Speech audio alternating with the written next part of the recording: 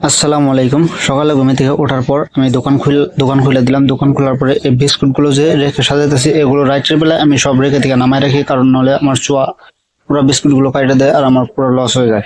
তো ওই লসের থেকে বাঁচার জন্য আমি বিস্কুটগুলো নামায় রাখলাম। নামায় তারপর দিয়ে দোকানটা ভালো করে খাবার দাবার করলাম, আর ঘরে থেকে এক কাপ চা দেখলো আমি ওইটাই খাই লইলাম। চার সাথে খাইলাম যেটা আমি রেখে সাথেছিলাম, প্রাণের সুইটস, ওই বিস্কুটটা এক কামড় খাই লইলাম। তারপরে আমি পয়সাটা গুনতি করলাম, কারণ বাজারে যে আমার পয়সাগুলো দিতে লাগবো। আমি বহুতে বাজার থেকে বাকিতে মাল আনি। তো পয়সাগুলো দেওয়ার জন্য আমি পয়সাটা চটৎ করে হাতে স্যাপ লাগাই গুনে নিলাম। গোনার পরে আমি বাইরে গেলাম বাজার যাওয়ার উদ্দেশ্যে। বাজার যাওয়ার সময় মনে হইলো, আমার তো ব্যাগ লই দিলে, তবে একটা ব্যাগ লই লইলাম, এই বাজার থেকে কিছু একটা যদি বস্তু আনি। ওই জন্য বাজার যাওয়ার নিয়ে বাইরে এলাম। যাওয়ার সময় মনে হইলো কি, তোমাকে কিছু একটা কথা কই দিই। কি, আমার এই পেজটা হইলো নতুন পেজ। তোমরা যদি আমার পেজটাকে গ্রো করতে চাও, তো আমার ভিডিওগুলো প্লিজ তোমরা শেয়ার করে দিও।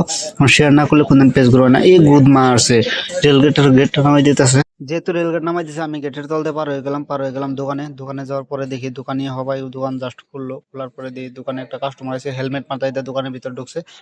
তো তার লগে দোকানে কিছু কথা কইতাছিল, আর এদিকে দেখতাছিলাম যে হবাই দোকান খুলছে বলে দোকানে যে কর্মচারী আছে, হে পুরো দোকানে পানি সানি মারতাছে। এটা পানি সানি মারা দেওয়ার পরে আমি দোকানের পয়সাটা দোকানে পুরো হাতে চাপ দিয়ে গুইনা লইতাছে। কিন্তু আবার যদি আমি যদি বেশি কইয়া লাইছি আর যদি পয়সা কম দেবে, সেই হিসাবে আমার